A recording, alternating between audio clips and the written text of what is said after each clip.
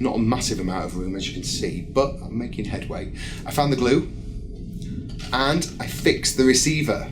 So it's now fixed, it's done, I can now get it working, but I'm not. And the reason I'm not is because, knowing my luck, there's some rebel spies out there listening for my signal and they'll come and capture me. So I can't risk it, not yet. And I'm fine in here. You know, I've got food and water and fresh air to breathe and my mum and dad's music collection and those awful 2D films, but they're fine. I mean, they're actually not that bad. I was watching one last night called A New Hope that was quite good. But there's a scene in that where all the characters are trapped in this room and the walls are crushing in on them. And then I couldn't sleep because I kept looking around here and thinking, yeah, it does feel like the walls are crushing in on me. It's weird though, how we thought of aliens 100 years ago, or however long the film was made. Because, yeah, the ceruleans are humanoid, but they are nothing like us. They're 12 feet tall, they're slender, they've got bluey-green outer shell, they have no eyes, no mouth, no ears, and their arms are these thin things that come from their waist. And yeah, they use electromagnets to move, so they don't walk, they don't even have legs, they just kind of hover across the ground. I don't exactly know how it works, but on Brielle, because it's 4 times larger, the magnetic pull is larger. So they use the electromagnets of the planet to move around. And yeah, they use it for eating and for sensing and for moving. It's incredible. When they came to Earth, because the magnetic pull is so less strong, they can float a lot higher. But that scared a lot of humans, so they stopped doing that. Pretty smartish.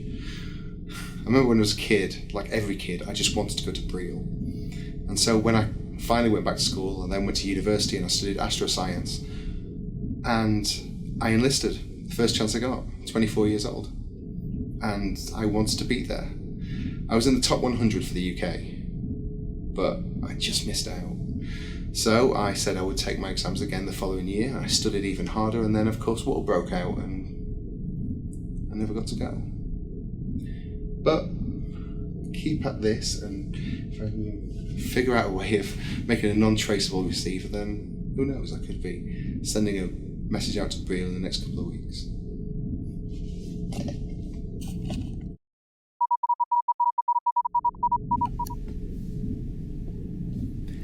If this diary is ever found, I would like my parents to be remembered. Felix and Rebecca Jones were 2 amazing people, possibly the most amazing people ever to live on this rock.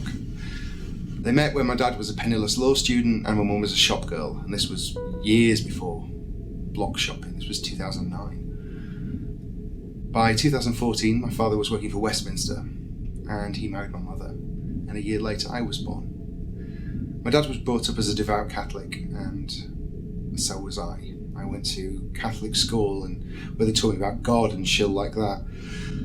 And yeah, he was one of the first to find out about the alien contact. And when they landed on Earth, my dad drew up plans for this place and dragged me out of school, saying the ceruleans weren't safe, they were dangerous. But after he spent time with them, he realised that they weren't dangerous, and that maybe what he knew was the truth wasn't. And by 2030, this place was finished, but by then he didn't care. He didn't think we'd ever need it, because Earth was a good place to live back then. So yeah, he gave up his faith and started the Freedom for the Future Foundation. It was a foundation to help people adjust from religion to the reality we now face. And within the first year, they had over 1 million members, but also attracted a lot of attention from people who weren't willing to give up their outdated beliefs.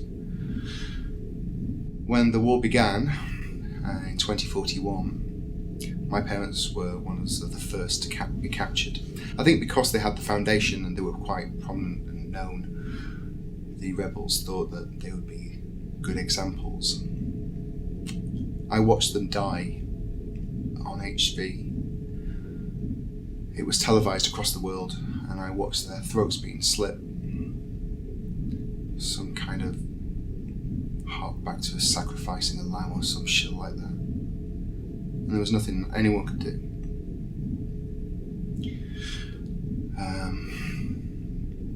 They thought that they would get more members for their rebel cause, which they did, but they also outraged the rest of the planet, and so a war raged on.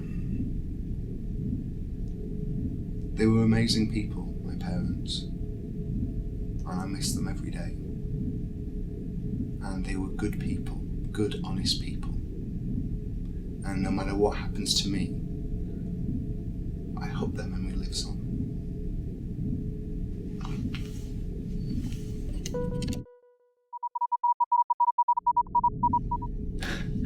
Look what I did.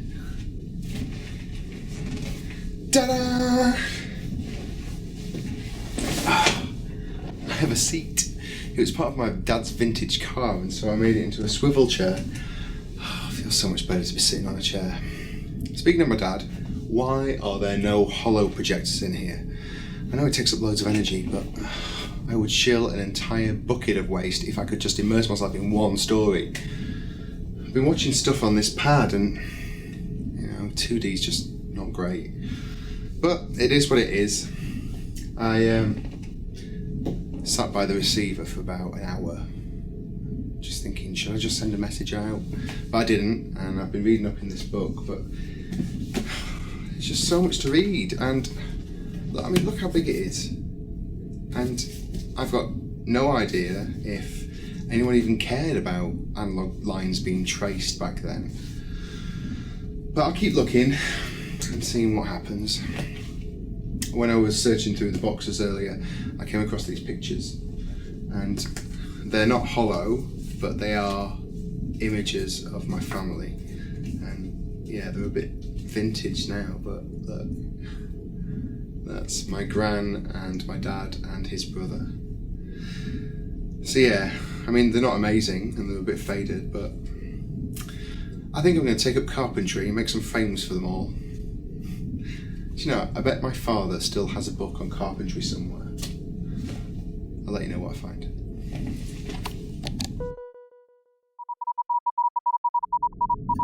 Okay, I didn't find a book on carpentry, but I did find this. I know, right? Sure beats pea water. When war broke out, alcohol became impossible to get hold of. It was one of the first things to stop being produced. And I guess a lot of people were committing suicide, so alcohol helped them going through with it.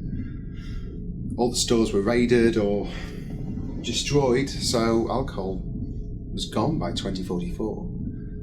Luckily, my grandparents kept a massive stockpile in our cellar. So yeah, we had loads down there. But after my parents were killed, and my grandparents died, I decided to experiment with the different flavours in the cellar. The police and the army were really busy at the time and people were dying on every corner, so I never got a proper explanation to what happened to my grandparents. But the official report said it was a car accident. But I don't think so. I remember Grandad coming over and sitting me down and saying, when the rebels get to London, I must use this bunker. That was 2 days before they died. And after they'd gone, I came down to the cellar and drank anything that had a percentage. 100-year-old wines, single malt whiskies, champagne cognac.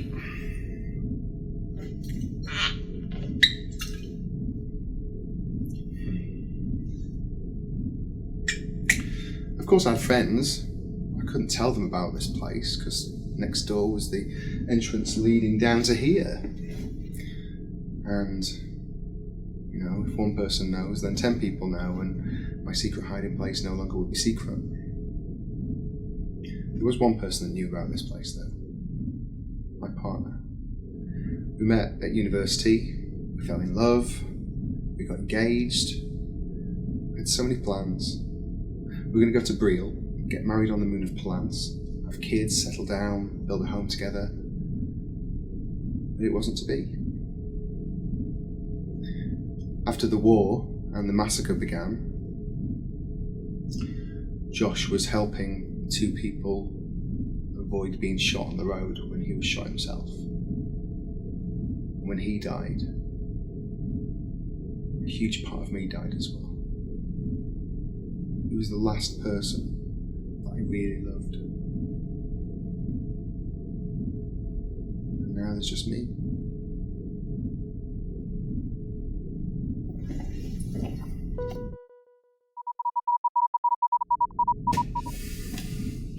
I am going stir crazy. I am sick of being in my tiny little coffin box.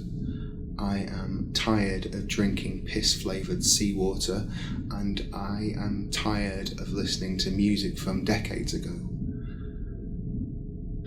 The whole human race has eradicated itself, and the only thing left is me, surrounded by teddy bears and photographs of people that only I will ever remember. What's the point? Yeah, there's a few thousand humans on Brielle, but they're 22 light years away, and they're not here. They're not on their home world. The last images of Earth I remember are of rubble and fire and destruction and dead bodies lying everywhere. And why? The same reason we've been warring for centuries. Religion and power. When the war ended, President Mia Farr said it was a step forward for humanity. 4 months later, crime had risen tenfold. Murder, rape, burglary, wanton violence. The kindest people I ever knew were either killed or turned into killers to survive. But no one did survive. No one but me. Or maybe not.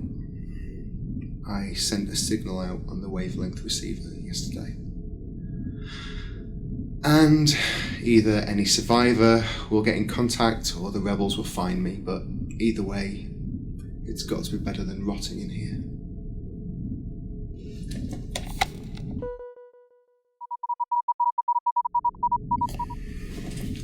Why the phlegm did I send out that signal yesterday?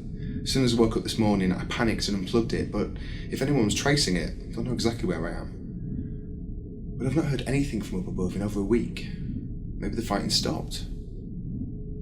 Maybe everyone's dead. Maybe I really am the last human on Earth. But that's the problem, it's all if, buts and maybes. I have no idea.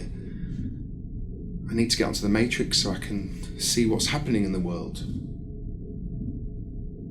Does it have to be my world? The solar net is working perfectly. If I could get a signal to Brielle, I could tell them I'm still here, and how would I do that?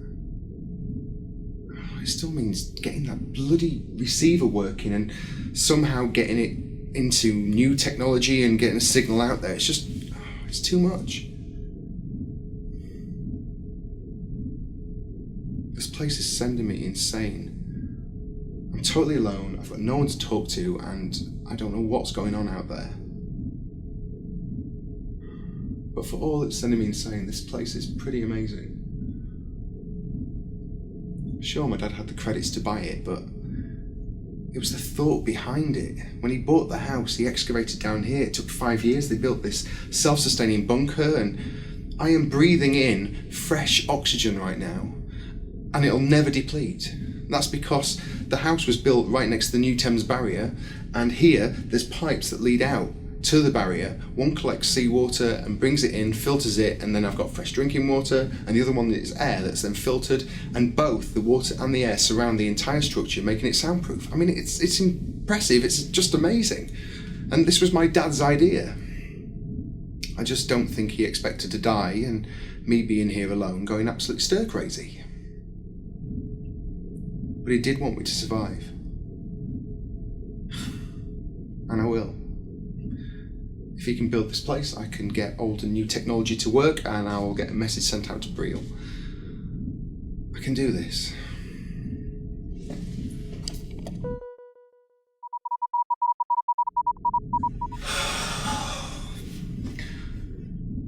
spent hours and hours and hours trying to get the Matrix online, and just when I was about to give up, it worked. I did it. It's a sluggish and slow version of the Matrix. I actually think it's the internet using the Matrix interface, because the only station I could find to bounce the satellite from was this place in Tasmania that's using 5G technology, which has not been around for decades. But it works, and I now have tons of pages to sift through, and I'm just hopeful that someone has put together a way to put wavelength technology with solar technology, and then I can get a message sent out to Brielle and get out of this place. Oh, Flen, my brain hurts. Just talking about this is just... But yeah, hopefully I'll get it all together and I'll get out of here. And now I've got the Matrix. I'm really happy because all of human history is stored on the Matrix. And now I can save it to my pad, and when I do get rescued and I do go back to Brielle, that can be preserved for generations, forever, to know that our time on Earth hasn't been in vain. Oh, and because I've also got the Matrix, I can set a sunrise alarm. It's been so long since I've seen the sun. Activate Matrix. Matrix activated. Activate alarm. Alarm accessed. Set alarm for 9 p.m. with sunrise. Alarm set. Confirm. Confirmed. That'll be nice.